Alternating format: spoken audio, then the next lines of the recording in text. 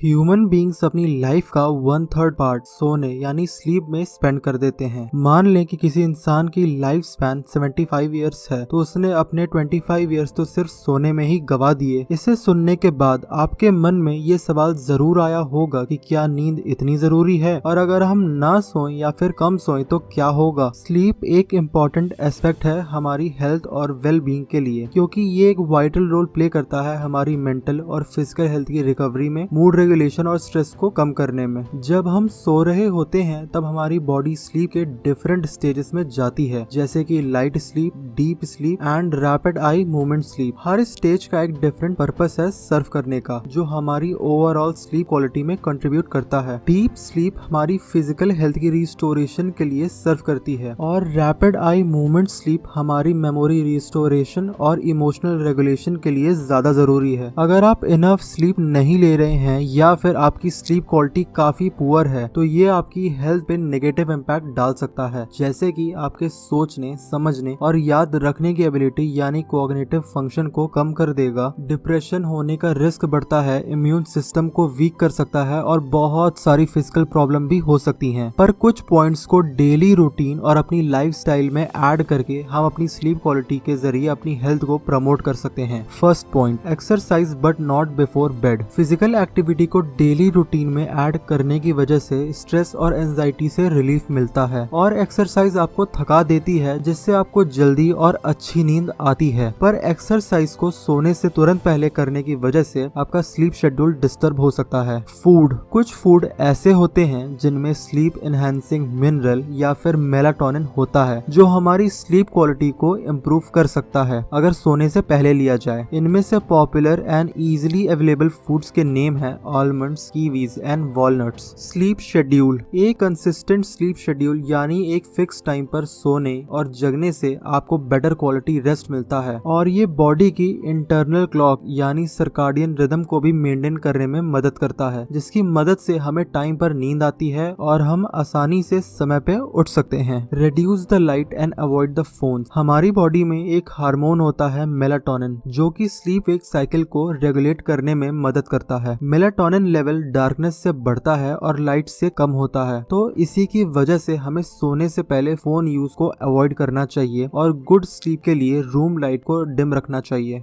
90 minute sleep cycle, एक average adult को 7 to 9 hours sleep की नीड होती है परफेक्टली फंक्शन के लिए। पर इतना सोने के बाद भी हम टायर्ड फील करते हैं। अगर हमें उठने के बाद हमेशा रिफ्रेश फील करना है तो हमें 90 मिनट्स के स्लीप साइकिल में सोना चाहिए। हर रात हमारा ब्रेन स्लीप के डिफरेंट स्टेजेस में जाता है, जैसे कि लाइट स्लीप, डीप स्लीप और REM। ये एक साइकिल 90 मिनट्स का होता है। अगर हम 90 मिनट्स के एंड में उठते हैं तो हम हमेशा रिफ्रेश फील करेंगे। तो मान लें आप रात 12 बजे सोने गए और मॉर्निंग 7:30 AM पे उठ गए। इसका मतलब आपने 5 साइकिल्स ऑफ 90 मिनट्स कंप्लीट किए और आप रिफ्रेश्ड उठे। सेक्सुअल एक्टिविटी कई तरीके से बेटर स्लीप को प्रमोट करती है। ऑर्गेज्म के बाद हमारी बॉडी हार्मोन्स रिलीज करती है, जैसे कि ऑक्सीटोसिन और प्रोलैक्टिन, जो कि प्लीजेंट और रिलैक्सिंग फीलिंग देते हैं, और सेक्स हार्मोन कॉर्टिसोल लेवल को रिड्यूस करता है, जो कि स्ट्रेस से रिलेटेड है।